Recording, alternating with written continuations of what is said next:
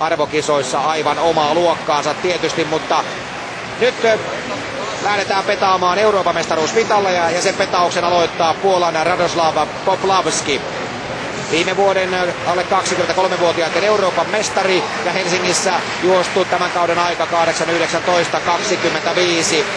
Mielenkiintoinen nimi on myös Israelin Itai Magidi numero 555, joka parasi kovasti ennätystään alkueräjuoksussa. Hän juoksee mustassa juoksuasussa ja silloin oli ainakin yllätysnimi ja on nyt siinä ryhmän kolmantena. Ja Keskisalo lönköttelee siellä niin kuin lönköttelee muukin ryhmä. Niin, ainakaan Poplavskin johdolla tästä ei tule vauhtijuoksua, mutta ilmeisesti espanjalaiset tai sitten joku itävaltalaisista voisi lähteä vetämään porukkaa. Näyttää siltä, että Martin Bröll nimittäin olisi innokas menemään kärkipaikalle, mutta ei tällä tahdilla tule vauhtijuoksua. En tiedä kenelle sopii ja kenelle ei sovi, mutta ainakin voisin kuvitella näin, että kun olemme kuulleet Jukka Keskisalon mietteitä kesän mittaan, niin hänelle ei välttämättä ole huono asia, että mennään ainakin alku hieman säyseämpää vauhtia. Ei ole, ja nyt vain on syytä muistaa Jukankin se, että mitä hän itsekin sanoi, että ei kannata jäädä roikkumaan kyllä siinä ihan viimeiseksi, koska jos kärki nyt spurttaa, niin siinä syntyy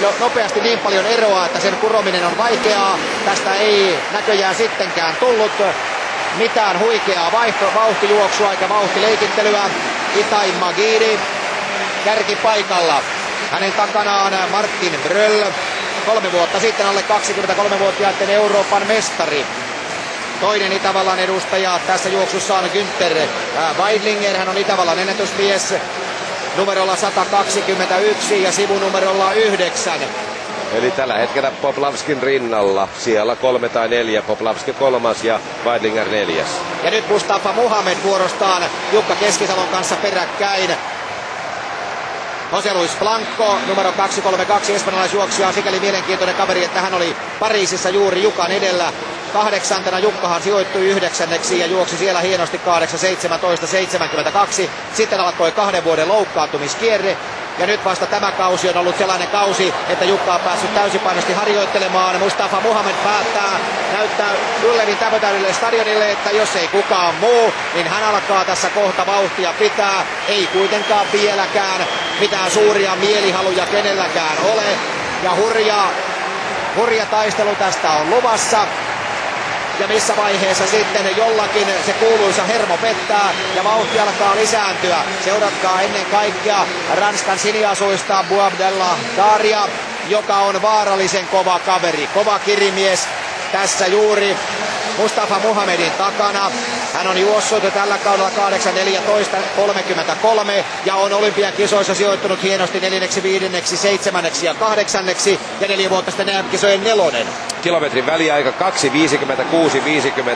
2.56.55, joten tämä oli kyllä tälle ryhmälle laiskavauhtinen avauskilometri, mutta se antaa kyllä mielenkiintoisia näkymiä jatkoa ajatellen. Senhän tiedämme, että esimerkiksi Boabdallah Tari tosiaan omaa sellaisen kirin, että jopa espanjalaiset saavat olla tarkkoja hänen kanssaan, ja oikeastaan tässä kohdassa ei varmasti kukaan ole vielä ainakaan vauhdista rasittunut, mutta tietysti hermopaine on edelleen aika kova. Ja sen seurauksena sitten joku nykäisee. Pavel Potapovic, pitkän huiskea venäläisjuoksija, haluaa hänkin pyrkiä sinne kärkipaikoille. Potapovic, hänelläkin on tämä alle 23-vuotiaiden Euroopan mestaruus, se on 5 vuoden takaa. Tämän kauden tilastoaika on samaa luokkaa kuin Jukka Keskisalo 8.22.30. Ja Potapovic oli alkuerissä hankaluuksissa, kun toinen piikkari irtosi kolaroinnin seurauksena, mutta pääsi kuitenkin aikavertailun perusteella sitten jatkoon ja on nyt sitten taas aktiivinen tässäkin niin kuin oli alkuerässä. Ja nyt hän harppoo sinne kärkeen ja ainakin haluaa välttää sen, mitä tapahtui alkuerissä, ettei toista vahinkoa pääse tapahtumaan. Vieläkään mitään selkeää vauhdin lisäystä ei tapahdu. Potapovic sen verran kuitenkin on saanut vauhtia ryhmään, että pikkaisen eloa syntyy.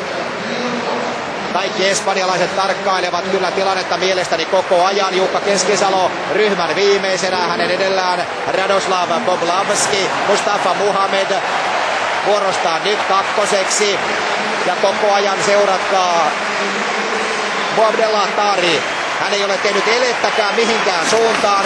Kiihdyttääkseen kärkeen pitää huolta vain siitä, että pysyy omalla kaistallaan silloin kun tullaan vesiesteille, jotta ei kukaan kompuroi tai tule hänen niskaansa.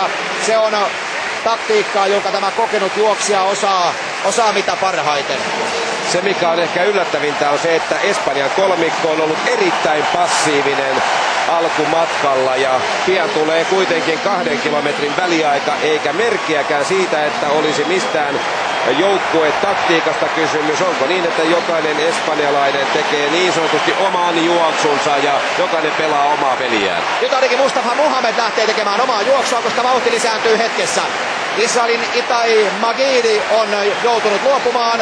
Mukana enää 10 miestä, kun Simon Vrooman siis jäi kokonaan pois ja yleisö hullaantuu tietysti, kun Mustafa Muhamed laittaa vähän tähän Ullevin yleisöön lisää höyryä. 2 kilometriä taittuu ja 2 kilometriä taittuessa 5.46, mutta nyt seurataan enemmän juoksua kuin mitään muuta, koska Muhamed on repäissyt muutaman metrin etumatkan.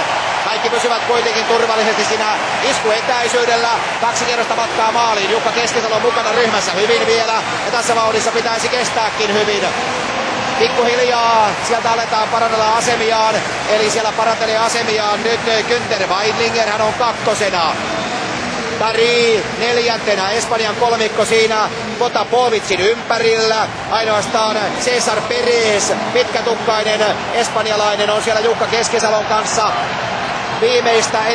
Viimeisenä Radoslav Poplavski ja kohta alkaa huikea armoton kiritaistelu.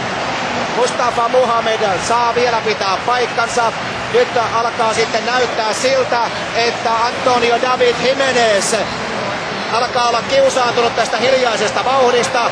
Tari seuraa koko ajan tätä Euroopan ykkösmiestä. Ei päästä hetkeksikään häntä silmistään. Pientä tönimistä. Jukka Keskisalo ryhmän viimeisenä, mutta hyvin kuitenkin mukana kuvassa. Ja 232 numerolla. Siellä tällä hetkellä rynnistää sitten José Luis Blanco. Pariisin MM-kisojen kahdeksikko. Ja nyt alkaa sitten tapahtua. Kun lähdetään tultua viimeiselle kierrokselle. Blanco pistää selvästi sen verran paljon pökkää pesään, että ero alkaa syntyä. Nyt Jukka mukaan ryhmään. Potapovic putoaa.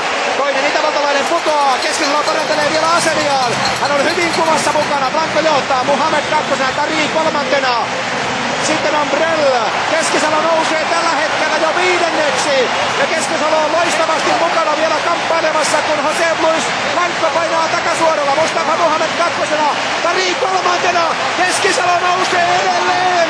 Tekeekö Keskisalo tässä sitten jymynpaukkua, kun vauhti on ollut tällainen? José Luis Blanco vetää naama irvessä. Muutama metrin johdon. Keskisalo nousee toiseksi. Tari on 3. Herranen aika, mitä tekee Jukka Keskisalo. Hän kiinnyttää ohi José Luis Blancon. Vesieste. Ja nyt anna mennä Jukka. Tässä on tulossa kaikkien aikojen paukku. Jukka Keskisalo johtaa kilpailua. Loppusparan kamppailu. Keskisalo johtaa. Mitali tulee Suomeen, mutta tuleeko kultaa? Jukka Keskisalo painaa Euroopan mestaruuteen. Tämä on ihmeellinen asia.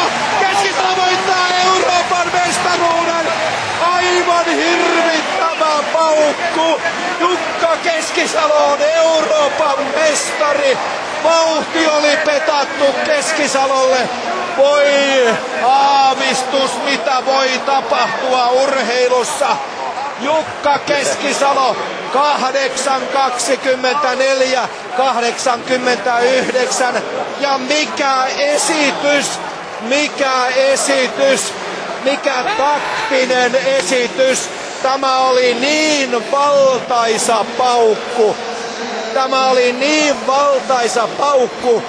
Ja vauhti oli petattu.